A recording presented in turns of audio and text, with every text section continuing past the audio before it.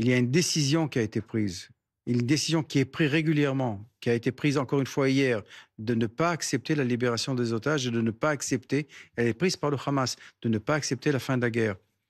Alors, oui, quand des pays occidentaux décident de faire pression sur Israël plutôt que de faire pression sur cette organisation terroriste génocidaire, vraiment, parce que ce qu'ils veulent, ce qui est écrit dans leur charte, Oui, c'est de détruire aucune Israël, de ambiguïté. tuer tous les juifs à travers le monde. Quand un pays comme la France, au lieu de faire pression sur le Hamas, fait pression sur Israël, c'est décevant. Il y a Décevant est vraiment un mot diplomatique. il y a les pressions internationales et puis il y a aussi celles des familles des otages Oui, qui s'inquiètent. Qui ah, bien s'inquiètent que sûr. cette guerre à Gaza ne s'arrête plus et que pendant ce temps-là, les négociations sont au point mort. Et qui C'est sont très exactement. critiques envers le gouvernement Oui, de non, ils sont Netanyahou. très critiques envers le gouvernement parce qu'ils ne peuvent pas vraiment critiquer, eux, le Hamas. Qu'est-ce qu'ils vont faire? Ils vont dire Hamas, ils vont demander au Hamas de libérer les otages. Ils demandent à leur gouvernement élu, à leur Premier ministre, de faire tout ce qui est faisable pour libérer les otages. Et je peux vous dire que tout est fait pour justement arriver à un accord. Mais le Hamas, encore une fois, regardez ce qui a été dit, annoncé par Witkoff hier, par l'envoyé spécial du président des États-Unis, qui gère justement ces négociations. Il a dit qu'après la dernière offre du Hamas, c'est-à-dire le rejet du Hamas qui a été fait, en fin de compte, il n'y a aucune raison de continuer les négociations. Alors, il faut, dans ces cas-là, vraiment comprendre la situation, et la France la comprend, et prendre la décision qui serait une décision du bon côté, c'est-à-dire demander, d'exiger, exiger que le Hamas accepte ces différentes propositions de paix. Et là, ce que fait, encore une fois, je me répète, ce que fait le président, c'est exactement l'inverse. Il les encourage à continuer cette guerre terrible et à continuer cette situation qui est intenable pour les Palestiniens et pour les Israéliens. Que répondez-vous à ceux qui estiment qu'aujourd'hui les objectifs de guerre sont devenus complètement illisibles? Les objectifs de guerre sont la libération des otages. Si demain, le Hamas libère les otages, la guerre est terminée. Et en quoi ça peut permettre l'avancée dans la libération des otages, puisqu'on le voit tous que ça ne marche pas, Quelle est l'alternative? d'attaquer Gaza avec le nombre de morts Quelle est l'alternative? Justement, Steve de la Witkoff, population civile. que vous citez, disait hier, on va trouver une autre solution pour aller libérer les Ben, otages. je peux vous dire C'est qu'il laquelle? y a les meilleurs cerveaux de mon pays œuvrent pour justement essayer de trouver une solution. Euh, Quelles sont ces solutions? Qu'est-ce qui est réfléchi? Même si je le savais, je ne pourrais pas le dire parce que justement, c'est des pensées. Mais l'alternative n'est pas seulement la guerre. Mais si en fin de compte, le Hamas rejette et continue de rejeter, n'accepte aucune approche diplomatique, il n'y a aucune autre solution mais que d'essayer d'arriver à reprendre nos otages, à libérer nos otages en utilisant en utilisant la force militaire. Le chiffre, monsieur l'ambassadeur, n'a pas changé sur le nombre d'otages Non. vivants et morts. On est sur une Alors, cinquantaine, dont une vingtaine voilà, vivants, exactement. à votre connaissance. Oui. Exactement, mais franchement, encore une fois, vous savez, la façon la plus cynique par le Hamas, que le Hamas utilise de faire pression sur Israël avec des photos, on voit les conditions inhumaines dans lesquelles ils se trouvent, je parle des otages, c'est terrible, c'est terrible. Alors on ne peut pas savoir si demain un d'entre eux ne va pas, malheureusement, Mm. il lui arriverait quelque chose.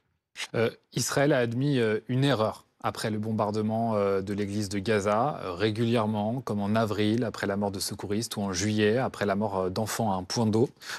Tsahal reconnaît ce type d'erreur. Est-ce qu'il y a un problème aujourd'hui au sein de l'armée israélienne avec les objectifs de guerre? Mais non, pas du tout. Vous savez, nous sommes en guerre. Hein. Vous savez combien, sans rentrer dans les détails, vous savez combien de soldats israéliens ont été tués par des soldats israéliens? Des centaines. Nous sommes en guerre. Dans la guerre, dans les guerres, il y a des erreurs. C'est terrible à dire, mais c'est un fait.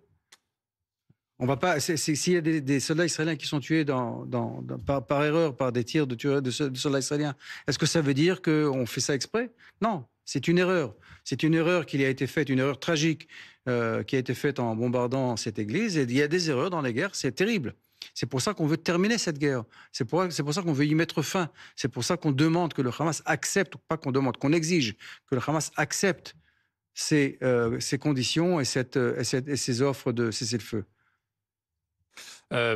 Emmanuel Macron estime que la reconnaissance de l'État de Palestine est le seul chemin vers la paix, qu'il n'y a pas d'alternative, parce qu'il y a ces engagements de Mahmoud Abbas, auxquels vous ne croyez pas, Vous nous l'avez dit, donc vous estimez qu'aujourd'hui, Emmanuel Macron a fait une annonce aussi importante, sans aucune condition? Aucune.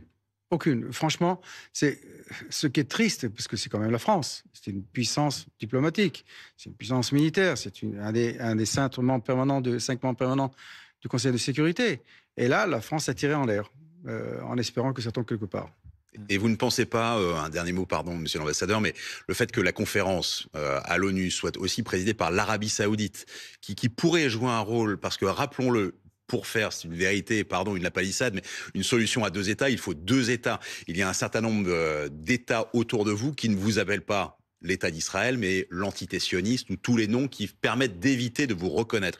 Vous ne pensez pas qu'il va y avoir un effet domino là-dessus et que on va aller aussi vers une reconnaissance de l'État Vous d'Israël? savez, les accords d'Abraham, qui étaient justement l'effet domino dont vous parlez, étaient faits malgré les Palestiniens, pas grâce aux Palestiniens. C'est exactement la même chose. Les Palestiniens ont pris en otage toutes les relations diplomatiques, pendant des années, ont pris en otage toutes les relations diplomatiques qu'avait Israël avec les pays arabes. Et les pays arabes ont dit, ça suffit. Ça suffit, on a compris, ils ne veulent pas la paix. En parlant des Palestiniens, ils ne veulent pas la paix. Alors c'est à nous de construire nos relations avec les Israéliens. Et est-ce que vous pensez pouvoir construire la paix, tant on sait la rancœur que tout ça va faire naître pour des générations et des générations avec des deux les côtés. victimes? Mais à des deux Gaza? côtés. Des deux côtés, évidemment. Des deux côtés, Mais comment on construit la paix après ça? Mais justement, c'est exactement ce que je disais quand vous me posiez la question, est-ce qu'il faut immédiatement une solution à 2 États? Ce qu'il faut, c'est créer cette atmosphère de paix, c'est créer cette atmosphère de vie ensemble. Et maintenant, essayer de dire, si demain nous acceptions la proposition du président Macron et qu'un État palestinien serait créé immédiatement sur tout le territoire de 67, que pensez-vous qu'il se passerait? Vraiment, que pensez-vous qu'il se passerait? Je vous pose la question à vous. Est-ce que vous pensez que ce serait un pays qui serait en paix avec nous? Ce serait une base de tir, comme exactement l'a été la bande de Gaza, quand nous sommes sortis d'une façon unilatérale, immédiatement en 2005. Pardon. Quand le Hamas a pris le contrôle de la bande de Gaza en 2006-2007, ils ont immédiatement commencé à tirer sur Israël. Est-ce que si on crée aujourd'hui cet État, avant de créer justement cette atmosphère de paix que nous demandons aux Palestiniens de créer depuis très longtemps, si on crée cet État immédiatement, que se passerait-il? Ce serait un État islamiste du Hamas qui serait utilisé comme une base de tir contre Israël.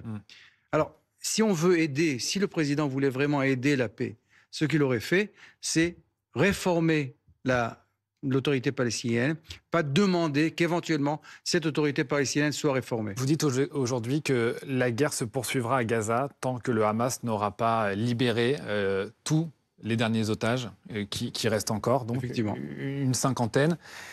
Et si le Hamas ne le fait pas, parce que pour l'instant le Hamas ne le fait pas, vous poursuivrez la guerre avec chaque jour des victimes et des civils à Gaza?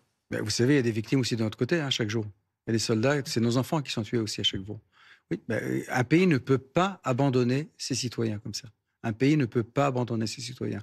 Ils sont rentrés chez nous le 7 octobre. Ils ont violé, brûlé, meurtri et ils ont kidnappé. Un pays comme le mien ne peut pas se permettre d'abandonner nos citoyens.